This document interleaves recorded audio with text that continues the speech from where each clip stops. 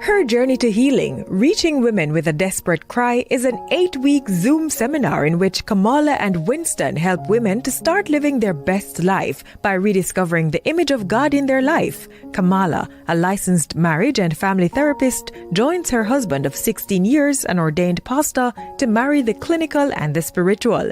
You will begin living your best life filled with love, joy, and peace. Register at kwministries.net for this life-changing seminar.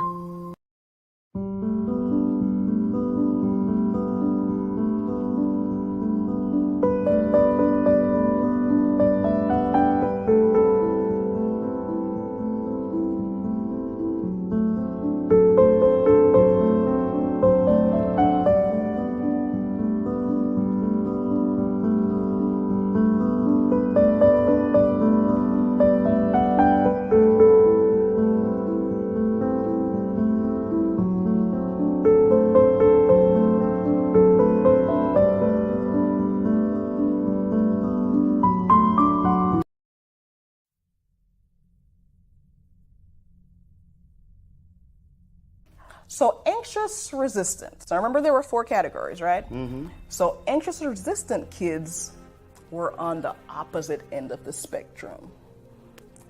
They didn't have a lot of self-confidence. They really clung to their caregivers, whether it's parents. When I say caregivers, I mean parents, grandparents, just old people in their lives who were, really part of that initial bonding experience. For these kids, they tended to have really exaggerated emotional reactions to stuff, but they also kept the distance from their peers. How did this translate into adulthood? That translated into anxious, preoccupied adults. Mm-hmm. And so they kind of formed less secure bonds with partners and feel really desperate for love and affection.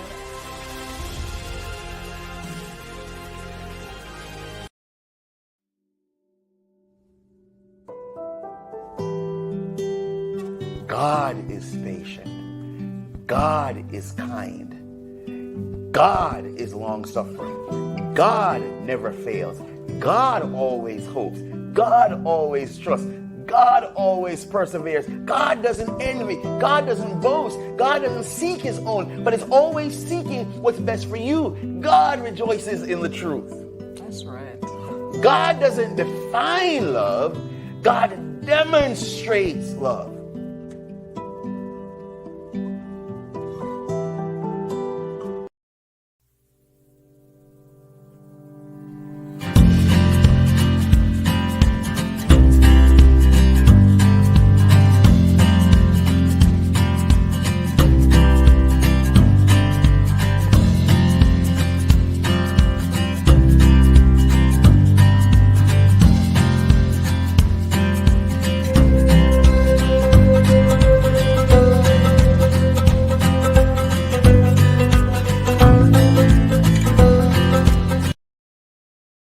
There's a commercial that used to say, "Don't leave home without it." I think it was MasterCard. And at the end, they would say, you couldn't put a price on it. A price could not be put on what you and your wife did for us, did for me this week. And I'm just praying that your ministry will continue to be the blessing to others as it has been to me this week. Just the opening of the eyes, just seeing God's word with a whole different set of lenses, just understanding what is required of us and laying aside the misnomers, the erroneous teachings, the errors, and just accepting who I am in Christ. And no one else could tell me who I am but the Word. Awesome. Yeah. Thank you for hanging out with us all week long. Thank you for being there with us. Right.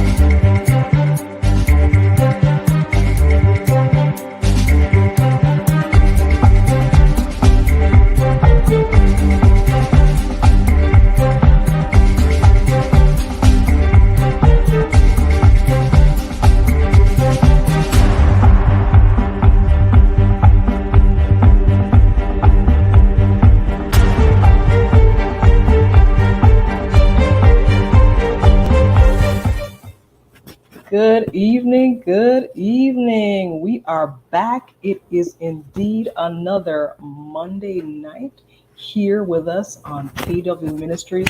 We are super excited to be here tonight. We are always super excited to be here. Well, what can I say? We enjoy what we do. We enjoy these Monday nights with you. We enjoy getting the chance to really dive in and delve into somebody else's experience, where their journey has led them, and how we get to be a part of it, how we get to share in that journey, how we get to grow on our own journey.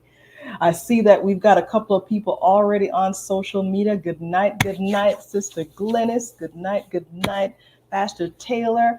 I I want my prize, he says. He's already waiting for it and ready. Before we tell you about prizes and all that stuff tonight, how about we tell you a little bit about why we're here? If you're watching us for the very first time, you might be wondering, well, okay, what is KW Ministries? Like, what is this about? Why are you here? Why are you doing this live show? So KW Ministries was born out of a personal experience of myself and my husband. Like many of you who are following along and listening along, you've gone through some really challenging experiences in your life. For us, that challenge was marital. Now, some of you can share in that. But some of you also can share in this idea that it's not just, challenges don't just occur in one aspect of our lives. Sometimes they occur in all different aspects. And so one of the things that we get to do coming together is to really grow and learn from each other. So KW Ministries had a really interesting start. So I want to actually bring your attention to our website. So yes, I think by now, those of you who have been following along, you know I'm the salesperson of the team. So let me bring our website into view. As we went through our own journey of healing, one of the things that we discovered was, as you're going through a journey, sometimes it's so interesting that God comes alongside you and kind of helps you on that journey. So the very first part of our journey took us to what you might see on your screen. I'm scrolling down now to devotional number 1, The Journey Begins, which was really just our exploration into, gosh, what is it that God has for us? What does he have in store for us? How can we learn from him and grow from him and heal with him? And so he took us down this path, this journey of healing through the Journey Begins devotional series 1. And he took us through quite a number of other experiences with additional devotional books that you can get right here on kwministries.net. Like I said, I'm the salesperson of the team, right? So I'm always going to lead you to the content first. So it's not just about getting what's on the website, right? It's about how can we aid each other and help each other and hold each other's hand and grow together on this journey. So we want for you, as we're going through tonight, never forget that you can navigate away from this page and go right onto our website, because guess what? We're live there too. But at any point during tonight, you can always log into our website, check out our shop, make a purchase or two. One of my favorites, and of course, guys, bear with me, I might be a little bit biased, but I don't think I am, because if you get your hands on this book, you will see why I said maybe I'm not biased. But if you look on our website, that very first book, you're going to see My Journey to Healing, Reaching Children with a Desperate Cry.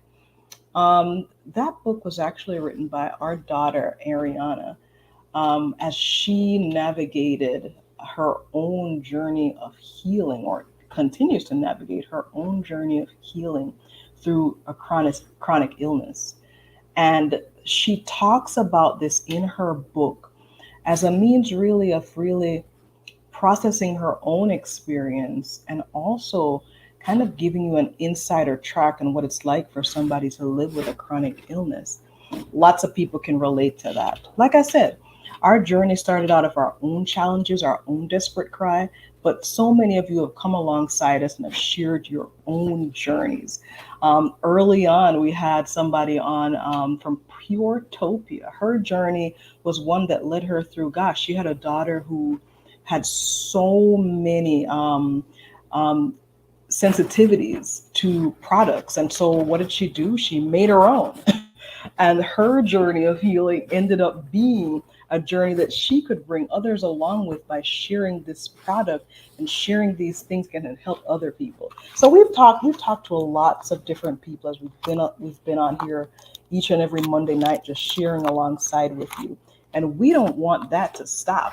We want to always be able to engage with you and have conversations with you about what your journey is like. So, of course, tonight is no different. And we're always excited to have a new guest in the house.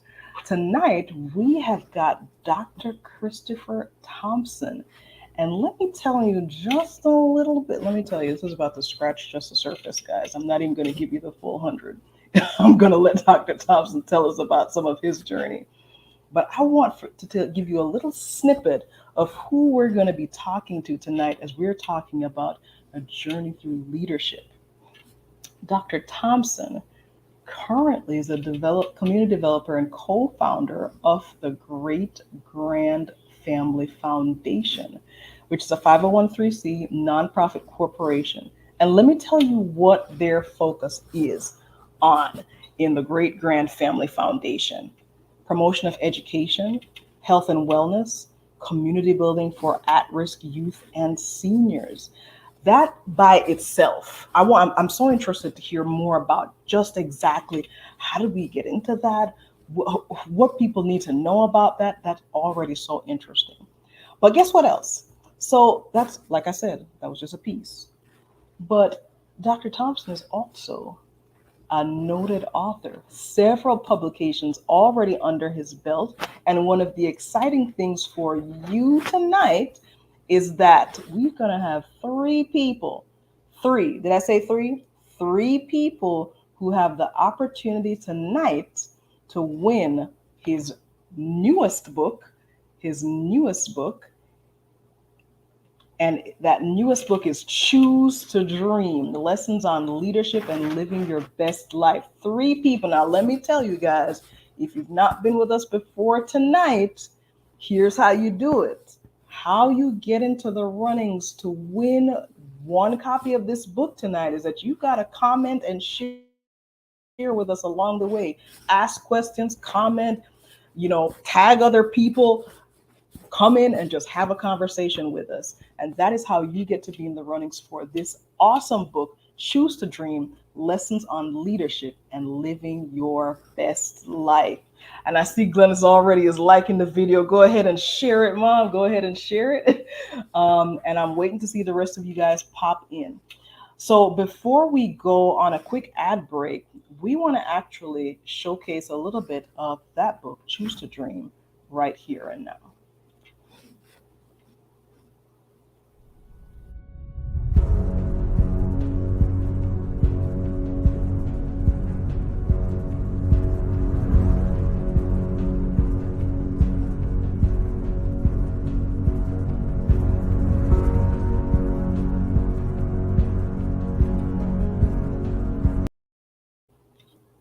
All right, right after the break, we'll bring you Dr. Christopher C. Thompson.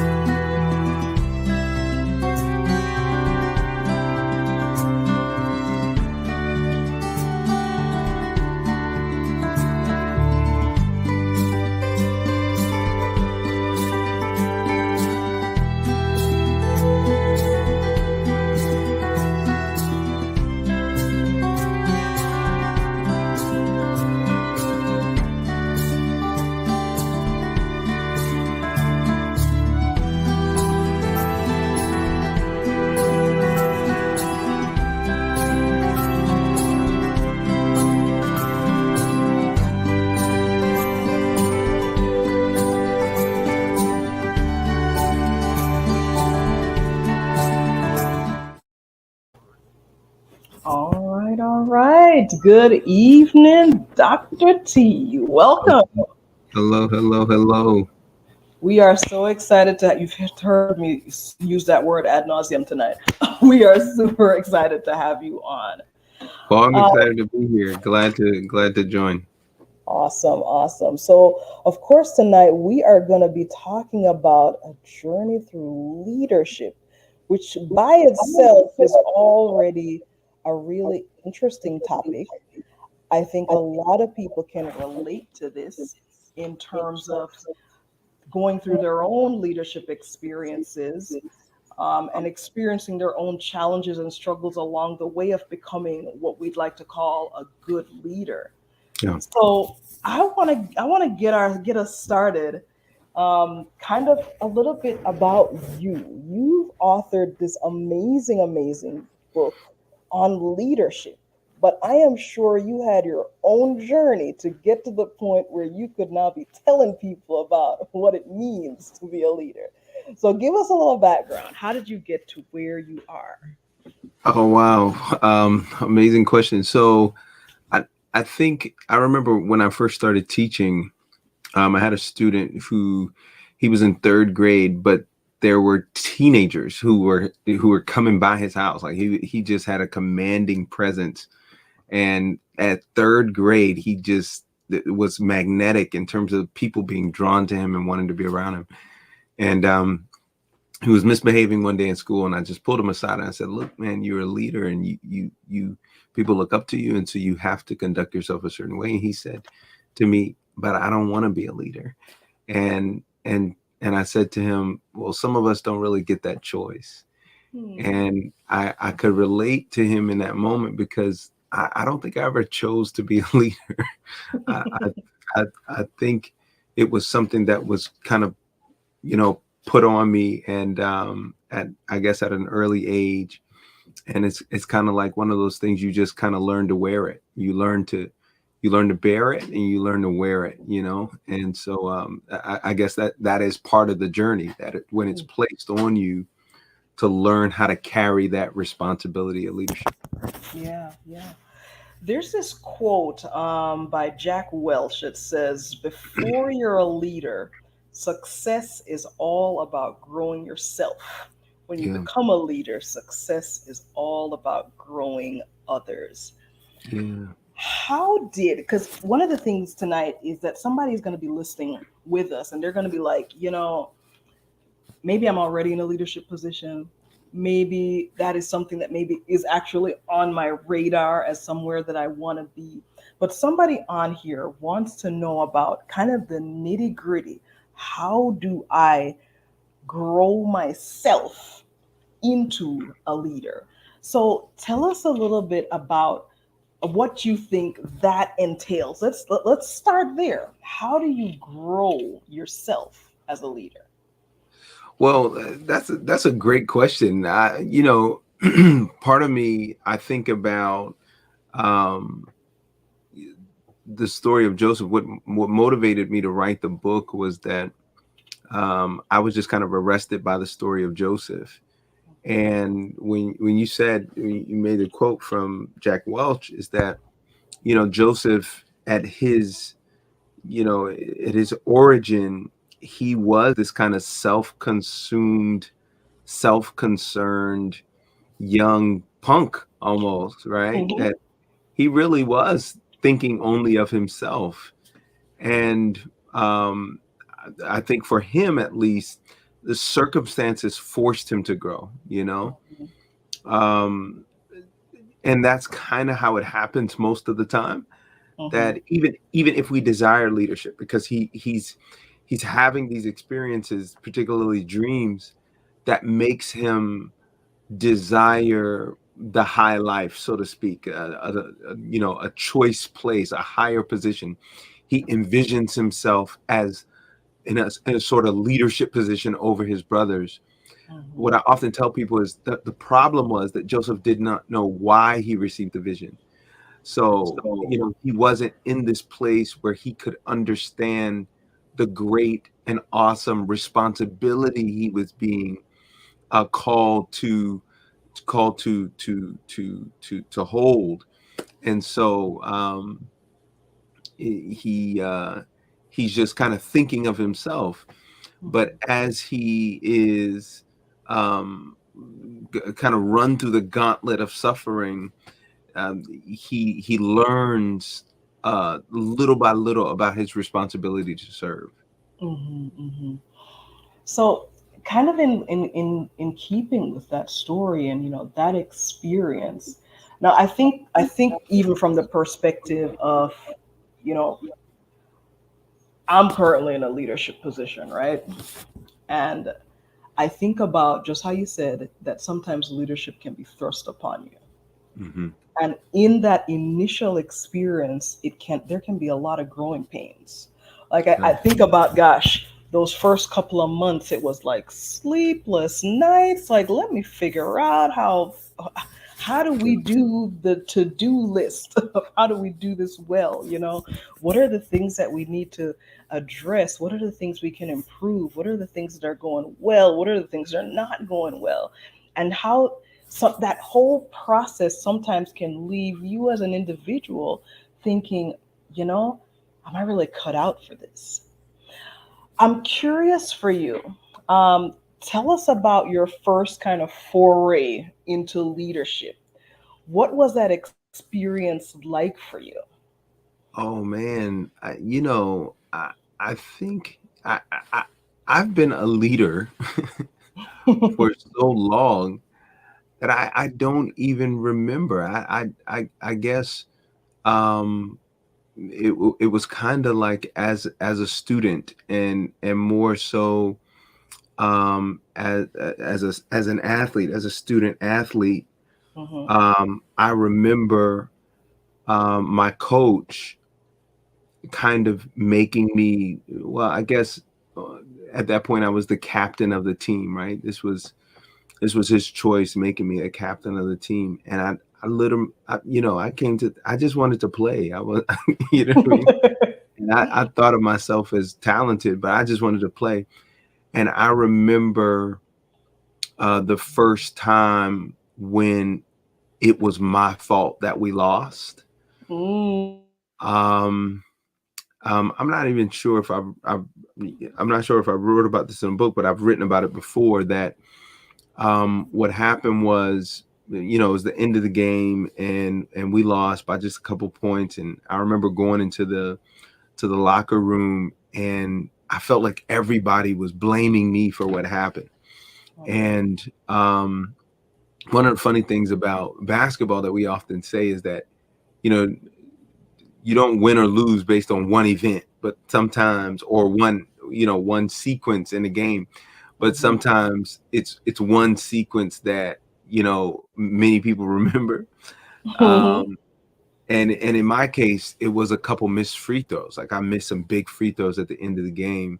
And I remember almost coming to blows with one of my teammates that, yeah, I mean, I didn't want to fight, but he legitimately wanted to fight because he felt like I was being selfish. He felt like it was my fault that we lost. And, I just remember feeling terrible that everybody felt like it was my fault when I had I had tried my best. I had played my heart out and I felt terrible that I Yeah. missed the free throw. So I remember Mhm. sensing the responsibility, not just that I was being treated unfairly, but I realized that I was being treated as such because I was seen as the leader. And I remember that being really Mm. difficult. My coach was very, very helpful in that moment. And I really cherish just our relationship because of how he handled it. It was a very formational moment for me. Yeah. Wow, wow. There's a question coming up right now from Pastor Taylor. How did you recover from that sense of guilt, and what did you do to prevent that for the Well, I future? remember it was really my coach who helped me sort through it because he was he was really compassionate and caring and supportive in the moment. And I remember him. I mean, when everybody left the locker room and I was in there by myself with the coach, and I just broke down crying. Mhm. I was in like 10th grade, and I just broke down crying, and the coach just came and he just helped me. He literally just helped me. And in that moment, I realized that he wasn't blaming me, but that I was his guy and he trusted me. And, he didn't even say anything that I remember. He just helped me because he knew that I felt terrible, but I took note that he wasn't coming down on me. I really felt that my teammates, the ones who were being difficult, that were being unfair, and he kind of affirmed that because he wasn't being mean or difficult.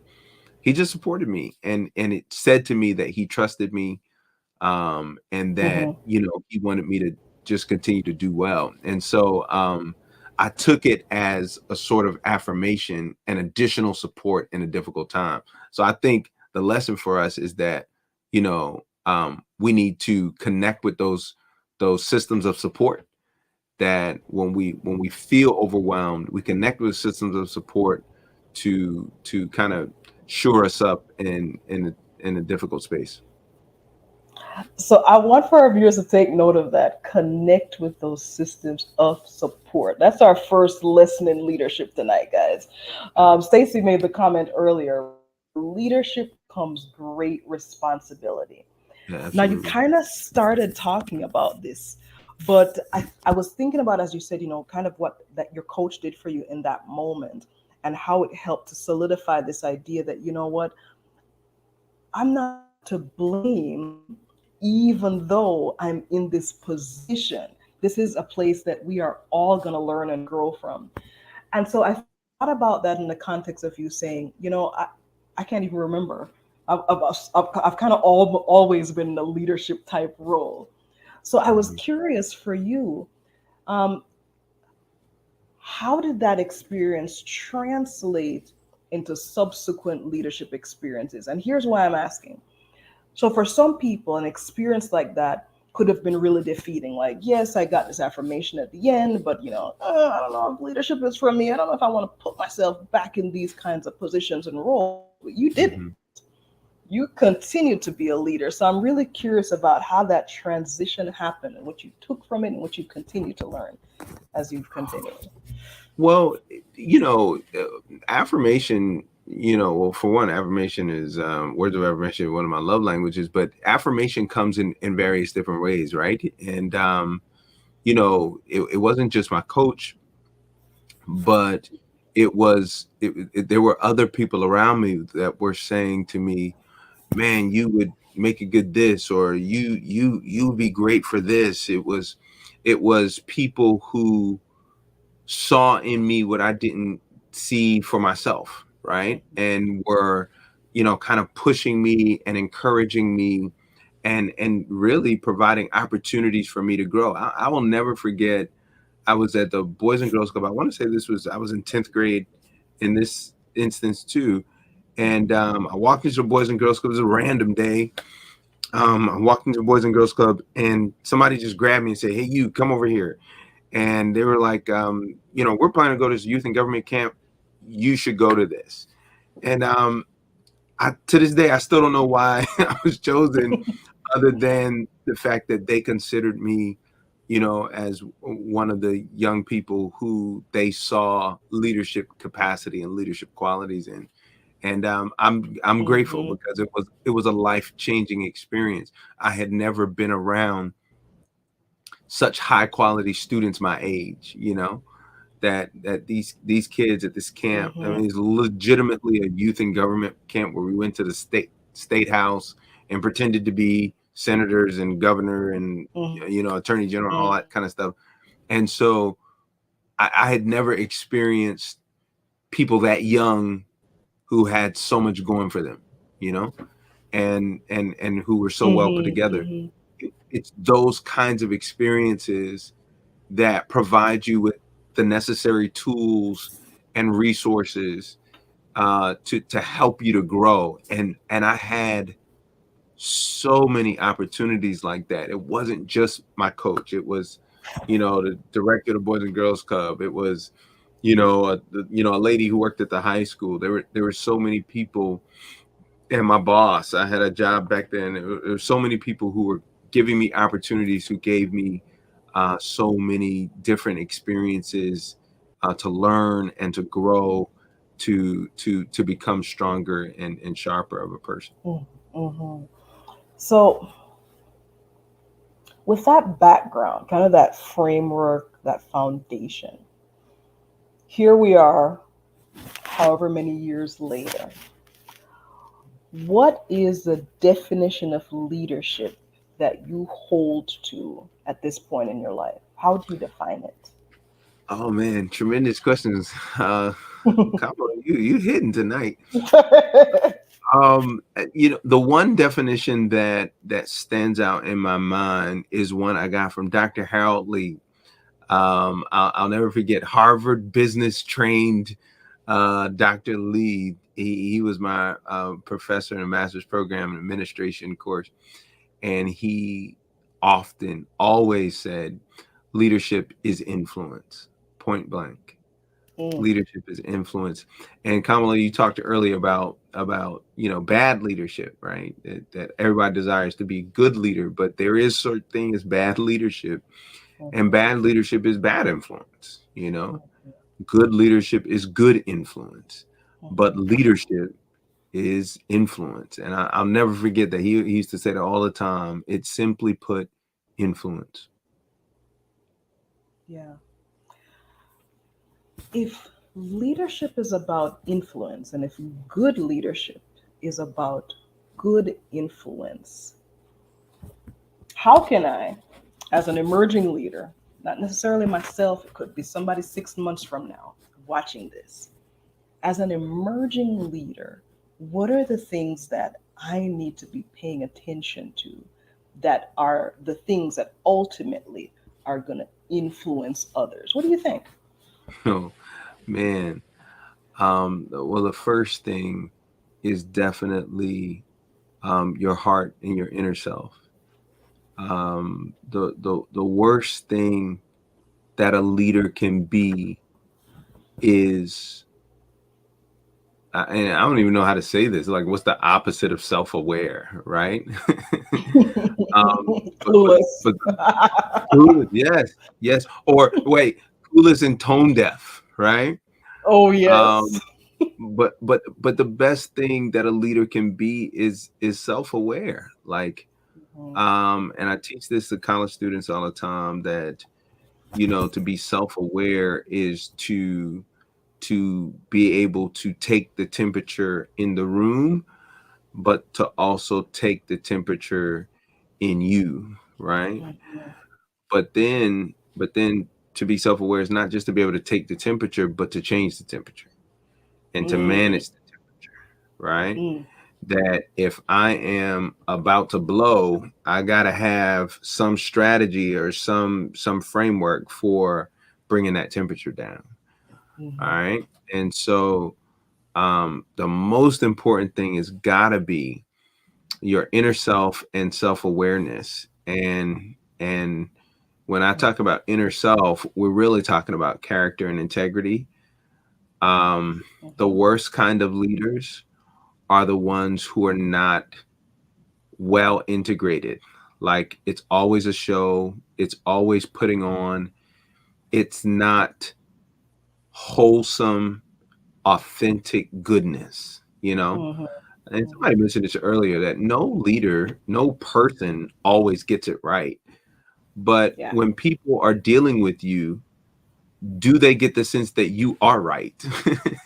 And when I say right, I'm not saying right as in right or wrong, but you as a person are upstanding. You ever shake somebody's hand and you feel like, like, oh, like you don't trust them. Like, people when they deal with you, they should get a sense that you are a genuine, authentic, honest, and transparent person. The worst kind of leader is the one who is scheming, conniving, shyster kind of, and kind of like what you're saying before, that you are looking for what you get rather than for what you can give and the ways that you can serve others.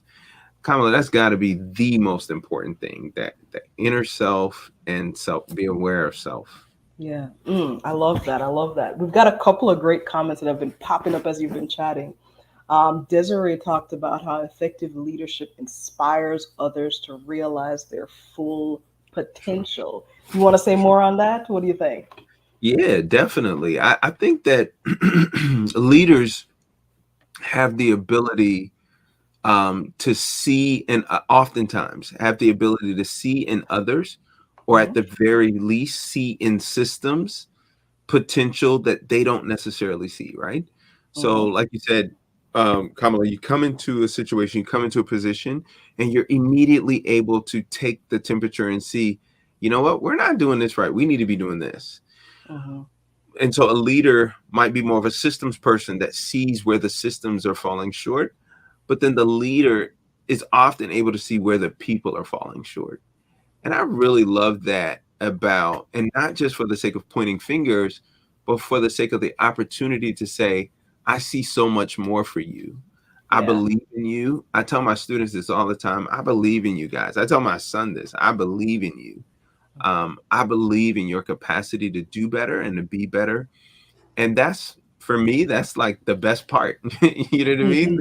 Hmm. Hmm. That I get to, not I have to, I get to. I have the opportunity and the privilege to inspire people to be their best selves. I Hmm. honestly think that that's, if not the best, it's definitely in the top three. It's one of the best parts of being a leader.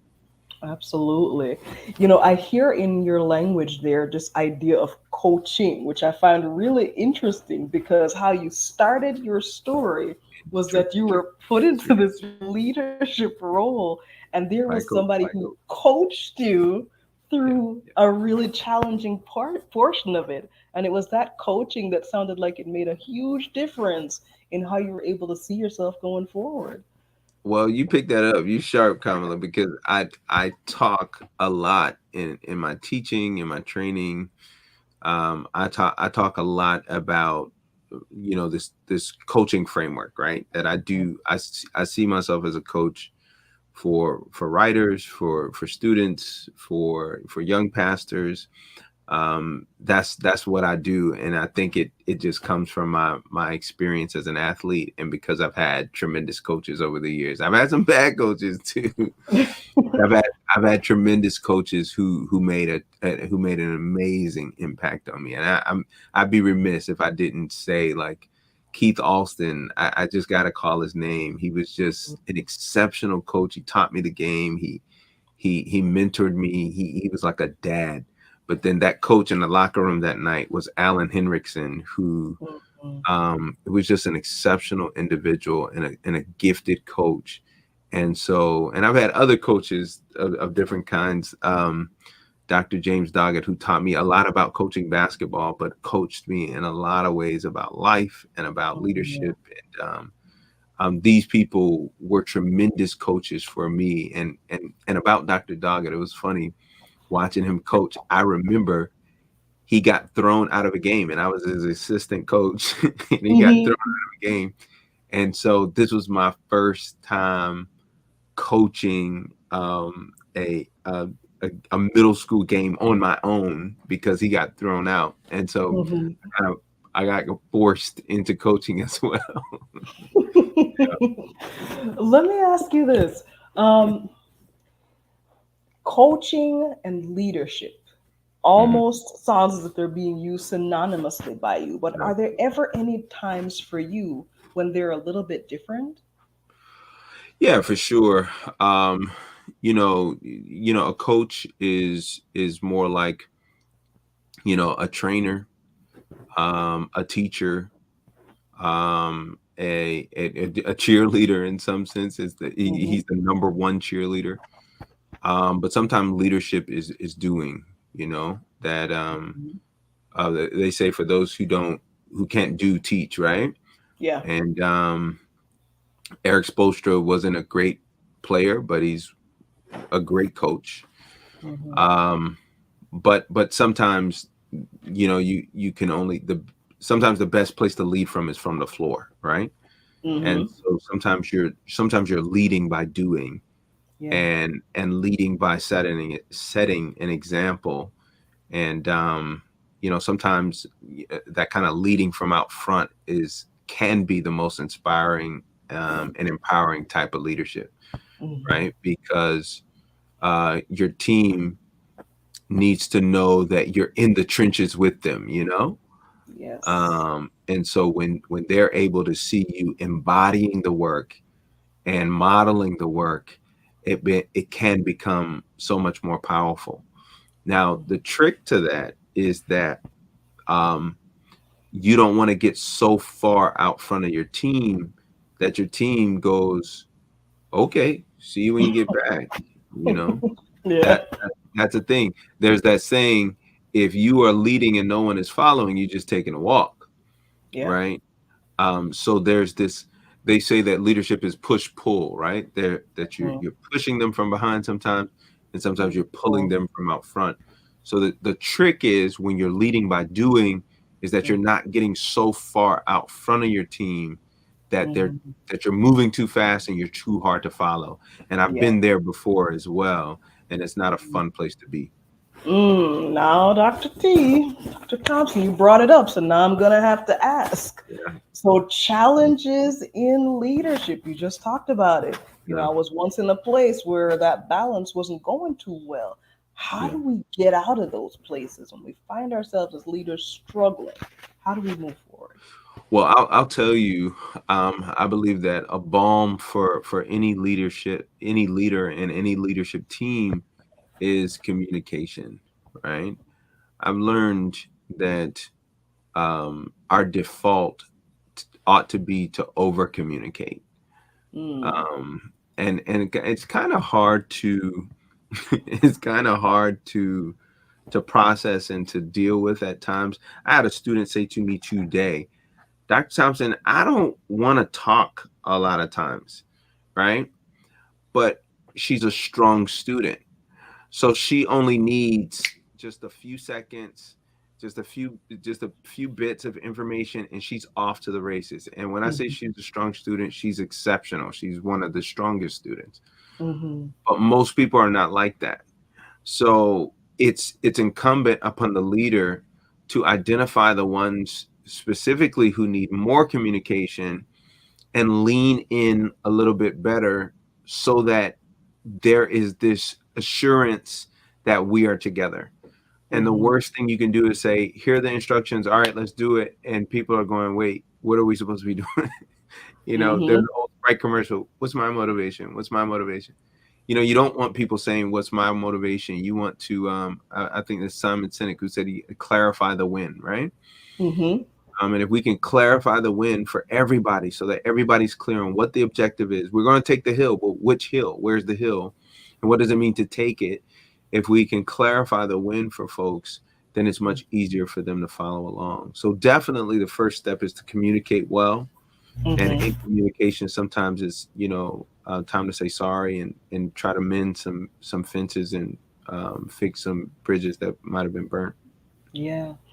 There were two comments that I think this is like the perfect spot to interject them, because I think that they overlap. One of the first comments was from Stacy, being an active listener, also putting away self. And then kind of the follow through on that, Tamara made one that said, authentic leadership demands vulnerability. And I feel like those two things come together. Sure. Go for it.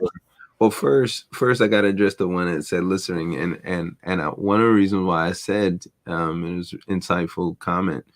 One of the reasons why I said to over communicate is that I had been accused at one point for not listening, and to this day, that was 15 years ago, but to this day, that sticks with me. That and it's a bit of an embarrassment that I was that tone deaf and clueless, that I wasn't able to hear the heart of some of my key leaders. And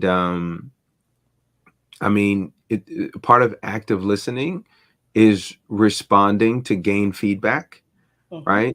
So what I hear you saying is, and this is not just for the sake of one conversation. It becomes the tenor and the hallmark and the cornerstone of the relationship.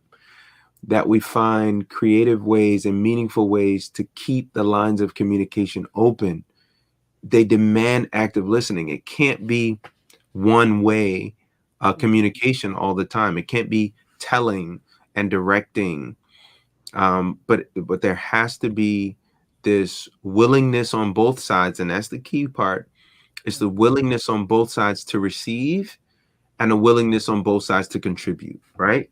So, no one should be constantly telling and no one should be constantly receiving, but no one should be constantly rejecting, or, or vice versa. And so if there's this openness and willingness, and we're talking about the framework of the relationship, if there's this openness and willingness to share and to contribute and to collaborate, then you kind of prepare the groundwork to keep the communication lines open so that we can keep being productive, keep understanding. There's always a need to check in, like, how did we do with this? How are we doing with this?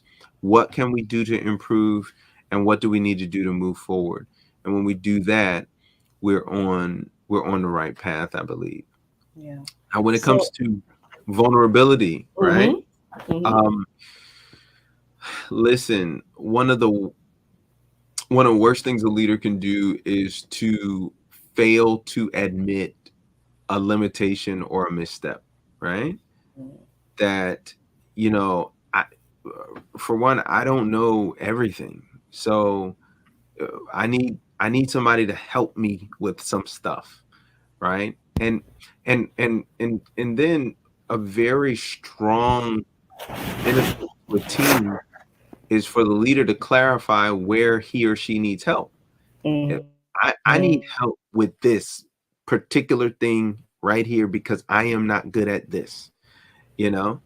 I need help with keeping records and keeping track because I am not good with this. I need help with making decisions because I'm not the best at making decisions. If the leader can identify the areas where she is weaker, then the other parts of the team can step up.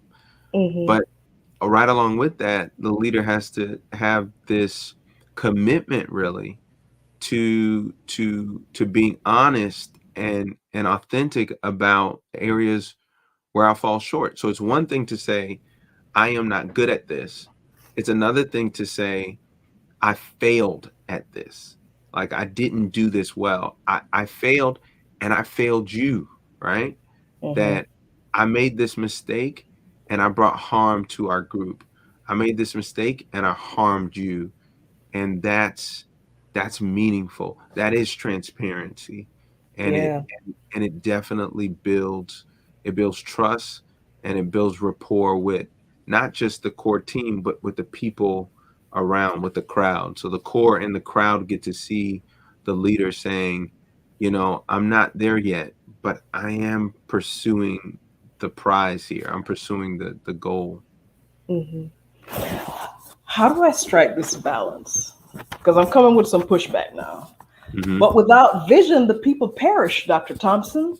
I need somebody to be up here. We need somebody to be able to look down the road and look at everything and have all the ideas ready and in place. And what you can't see, I'm going to help you to see.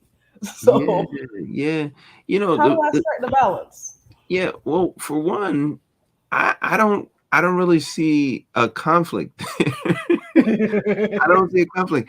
I see it as both and. Like, the only way that people are inclined to go along is if I am this inspiring and inspired individual. I can't be inspiring if I'm not inspired, right? And so what my team is able to get from me or gain from me is that I'm inspired about this thing, but there's no way possible that I could do it on my own. You see how they work together? Like, I'm excited about this opportunity. And right now, my core team, I'm dealing with a team and I lead in several different places, but I'm thinking of one particular team.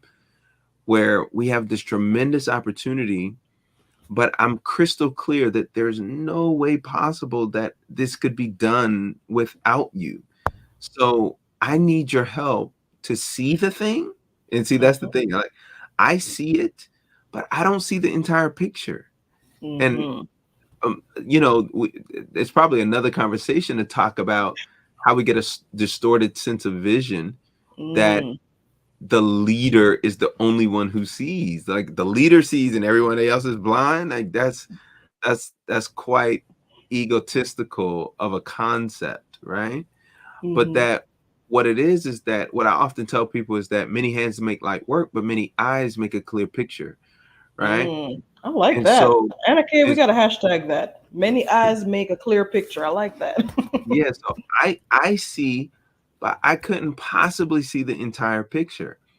And we were sitting in a meeting recently, this was like last week, and I said that Mhm. this is my vision. But then the person sitting next to me added a wrinkle to it that I had never even thought of like that. It was a part, it was easily encapsulated in the vision, but it was a part that I hadn't even seen. And I thought it was just beautiful. I sat there kind of dumbfounded for a minute, like, man, that's so cool. Mhm. But she brought this from her own passion, her own experience, and her own desire to serve, Yeah. and Yeah. and to be a leader, right? And if I can affirm that and see that as a contribution rather than a detraction, then everybody wins, you Yeah. know? But it starts with me recognizing that I need that input, because what happens is not only does she bring genius to the space, but she brings ingenuity to the space and innovativeness and inventiveness to make the thing happen. So then the vision, the overall vision, becomes lighter immediately because there's somebody that's carrying a part of it because of her own passion for the work. Yeah. I hear in what you're saying that good leadership sees where there is strength in the team Yeah. and finds ways to develop the team. Yeah, so it goes back to what we were saying before, right? My Yeah. one of my greatest joys is that I get to, again, Mm-hmm. I get to develop the leaders around me, right? Or I get to help develop the leaders around me. And, you know, the starting place is that they have something meaningful and valuable to contribute. Yeah. It might be that they just haven't had the opportunity to utilize or fully express those gifts. Um, but this space and my leadership allows greater opportunity for them to grow and shine and thrive. And that's a sacred responsibility. I cherish that. That's a Mm-hmm. sacred task that, God's providence has allowed me to be aligned with them in this moment, that they can emerge as wiser and stronger and more efficient and effective in the world. And I consider that a privilege. I don't know if I answered the question. Yeah. Yeah. I'm thinking. No, you did. You did absolutely. I'm looking back. I'm trying to make sure I'm catching all the commentary that's popping in. Hilbert made a statement about the difference between a boss and a leader. How a boss gives orders, puts people Mm. down, but a good leader develops and trains and those kind of things. So as I was reflecting on that and thinking about what you were saying just here and now, I wondered to myself, how do we lose people through bad leadership? What are some things that we've got to pay attention to so that we don't lose people, so that we Oof. don't put them down, so that we don't, you know, this. Listen, I don't, you know what? This is birthing. This might be birthing something. I don't know. I don't need no more book ideas. Lord knows I don't need no more book ideas. But here is one. Maybe we need to write a book on it. Notice we. Maybe you need to write a book on bad leaders, right? And that one bad leader, one character trait of a bad leader does not connect and and and um care for her team. That, and when I say connect, you know, so we talked about listening, right? We talked about listening, but listening is more than connecting. Listening is one way to make a connection. But when we talk about um, checking in, is more than listening. Checking in is taking time to acknowledge and to see a person, right? Yeah. To say, you know what, I value you as an individual, and I value where you are and what's happening with you. So I want to hear from you. I want to listen to you, but I am physically, or I am intentionally coming to you to establish some form of connection, to see where to get. I want you to give me a progress report. Yeah. That is golden for a leader, because sometimes when a worker or a lower level leader or manager is in the corner making widgets or managing their team, it becomes consuming, right? And it becomes isolating. And for a higher up to say, I see you, I'm listening to you, I'm what you're doing matters to me. It's like magic. You know what I mean? It's like magic for lower level leaders and lower level workers. So one who cares, one who checks in, and so checking in is one thing, but caring, right? That you ever had a performance review and they're checking in, but they don't care. Yep. Like they're listening because that's what performance review is supposed to do, but you don't get the sense that they really heard you and that they really care, right? They checked in because they had to check the box, but did they care what I was saying, what I was expressing? We don't have enough sprockets to make widgets. Like, we don't have enough. And so if at the end of the meeting the response is not, we got to figure out a way to get you more sprockets, then I go back to my little corner and I feel dejected, I feel drained, I feel, and so that's major. That's major. Another thing is that part about the sprockets. It's equipping the team. When I check in and I find out what's missing and what they need and where I'm falling short, I got to shore it up. I got to provide for the need. I got to provide whatever resource there is that's missing to make the team more efficient, and really to just show more support, because it could be that my workers, my team needs time off. They might need more fun time. They might need, more just time to debrief. Whatever the resource is, I got to show up to make sure that there are enough sprockets to make those widgets. Absolutely. Now, Dr. Thompson, I cannot believe the fact that it is 9:54 and we are almost out of time. But I know, right? But we would be remiss to not bring in this truly crucial conversation, which is, how does your own spirituality, your own spiritual life, and your connection with God how has that helped to develop you as a leader, and how do you use that to help develop others? Well, for one, when we talk about our relationship with God, we're talking about the ultimate leader, right? We are talking about the original leader, right? And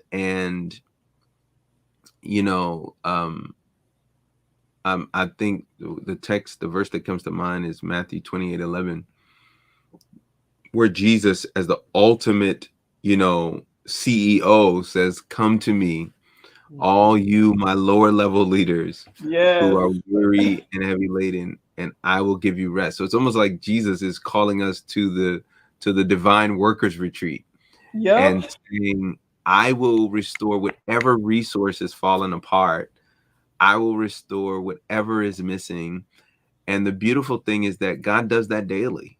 God does that on a daily basis, that when I wake up in the morning and check in with God, God is able to empower and replace whatever is missing and download whatever is missing and whatever it needs for the day. So whenever I walk into the classroom in the morning, I'm asking God, I need your grace and I need your wisdom and I need your guidance today, because I am a leader, but I'm not the leader. And I need the leader to guide me as a leader. And the reality is, as a leader, I have influence, but the greatest influence on your life as a member of my team is going to be the Spirit of God, the Father God of heaven, and the Son, Jesus Christ, who saves us from our sins and covers all of our terrible leadership mistakes. Yeah, so that's the relationship with God is the anchor to great leadership. Awesome. Gosh, that was so well said. So listen, I know that we are going to give away 3 of your books tonight, but there are some people who are listening who are not going to be part of that winning group. So tell us about your book. Tell us how people can get it, so that those who don't win tonight, you won't feel too bad. You'll still have access. Well, you definitely want to get this book. I wrote this book because it is the book, and I've had several high-level leaders who have read it and said the same thing. The reason why I wrote it is that I needed this book when I first started out. If I had had this book 20 years ago, I would have paid any price for it. And the reason why I wrote it was because, and around 2010, I was praying for a book to help me to navigate the leadership challenges I was facing. I just kept running into walls, and I was saying, God, I need a book to help me to find my footing. And I just couldn't find a book. I found some books that were helpful, but I just couldn't find that book. And I remember, I believe it was Toni Morrison who said that if there's a book that you want to read that doesn't exist, then you must write it. And so I wrote the book so that the next person who prays for this book, it will exist. They'll just be able to go to the shelf and take it off. And so I'm excited for leaders who are coming along, that they won't have to make the same mistakes that I made, because I gave them the blueprint. And I gave them a vulnerable, we were talking about vulnerability. I gave them vulnerable, almost a brutally honest my version of my story, so that they can know firsthand that this is what works and this is what doesn't work. Yeah. Awesome. Kareth, I see you popped in. The name of the book is Choose to Dream: Lessons on Leadership and Living Your Best Life. And Dr. T, I think your website is thinkinright.com. Is that right? Yeah, thinkinright.com. You can get it at thinkinright.com/dream, or you can get the book at Amazon or Barnes and Noble. Obviously overnight shipping these days makes things much easier. Yeah. Awesome. There you go. The website is up, guys. thinkinright.com/dream. You can get it on Amazon, Barnes and Noble, or you might be one of the 3 people who are going to win it tonight. So Anna Kay, we are going to roll that wheel. Dr. Thompson, this conversation has been so illuminating, enlightening, inspiring. And I think somebody, not just tonight, but somebody 6 months from now, a year from now, they're going to watch this and they're going to go, oh man, awesome. That was good. Awesome. It's been amazing to have you on. Anna Kay, we're going to run our raffle wheel, if you will. And we are going to see who our winners are tonight. We are picking 3. For all of you who have been so communicative tonight, I love it. I'm glad that you stayed on with us, chatted with us, asked questions. So let's see. Stacey James Edwards, you are our first winner. Tamara is going to accuse us of nepotism again, but it's okay. Stacey is our first winner. We got 2 more to go. Let's see who our second winner is tonight. Drum roll, please. Stacy, you can't get it 2 times. It's not how it works.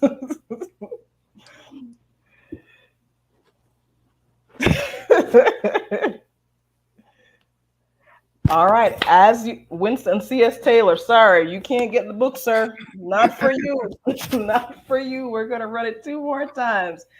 As a reminder, those of you who win tonight, remember how you claim that prize is to go to our website, Norma Morris Chin. You won tonight.